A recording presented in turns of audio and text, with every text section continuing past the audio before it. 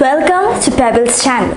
In today's class, we are going to learn how to write different forms of composition. So far we have learned many new words. So we've developed our vocabulary. We have learned many grammar concepts like the verbs, the adjectives, etc. I'm sure you remember every concept we learned. So we will be having a recap of those concepts as well. And the new thing we are going to do today is the composition. So composition may be either writing an essay or a paragraph or writing a letter. So we are going to use whatever we have learned so far to write a paragraph or an essay. So that is the purpose of this class. So I told you in the beginning, listening, speaking, reading and writing. So in all these classes, you must have listened to a lot of new French words. Speaking, I hope you are trying at home. For example, we have learned how to ask for the time and how to tell the time. So if you practice, you will be able to speak. And reading, of course, yes, when we are doing our exercises, we are reading the sentence. So we are reading and understanding the meaning. The fourth part is writing, which we are going to practice today. It is actually very simple. We know how to write sentences. If we put many sentences together, it forms a paragraph. So first we begin by reading a road map. So if you remember, I taught you about the directions: north, south, east and west. Also, I taught you how to describe the orientation: in front of, at the back of, at the side of, to the left, to the right. Do you remember? That was to practice giving directions. If you are in a new place and you need to know the way, you ask someone on the road. And if they speak in French, I'm sure you will understand because you know the directions. So now let us move on to the next exercise here. It is regarder le dessin. Look at this drawing et complétez les phrases. So two parts.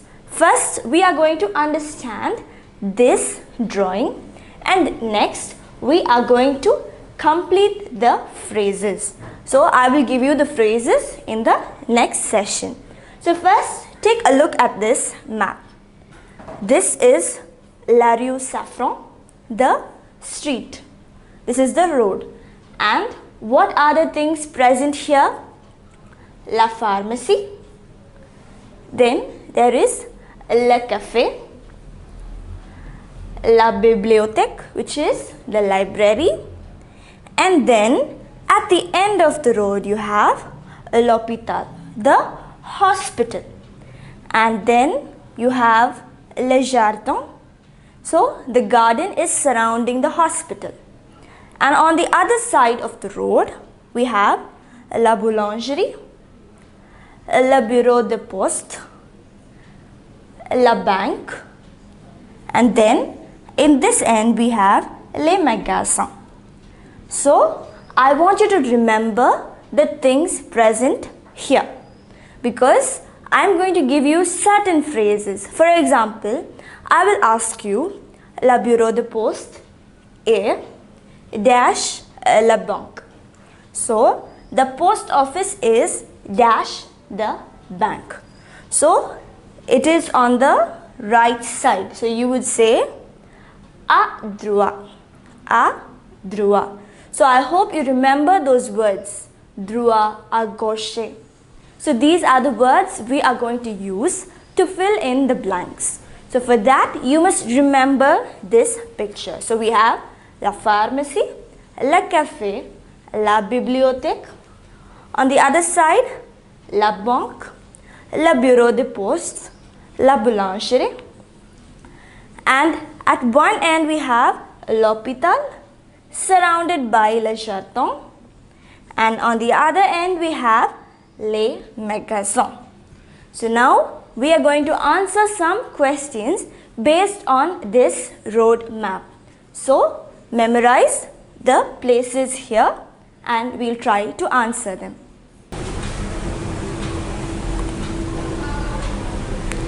So here are the 6 sentences, and here for each sentence we have a blank space that we are going to fill in with words like à droite, à gauche, then en face de, etc. Devant, derrière. I hope you remember all those words. So the first one, le bureau de poste est dash la boulangerie et la banque. So if you remember the road map, le bureau de poste was in between la boulangerie et la banque. So in between, the word we use is entre. So we are using this word to associate the position of le bureau de poste with respect to la boulangerie et la banque. So it is in between. The word used is entre. Now the next sentence, la banque est dash café. So the bank was dash café. So if you remember, the bank was on this side of the road and le café was on the other side of the road. They were facing each other. So the word is en face du. It is facing the cafe. They are on opposite sides of the road, la rue. The next one, l'hôpital est dash de la bibliothèque. So if you remember, the hospital was on one end and the bibliothèque was somewhere here. So if you look at it from the bibliothèque, the hospital is on the left. So what is the word to say on the left? It is à gauche.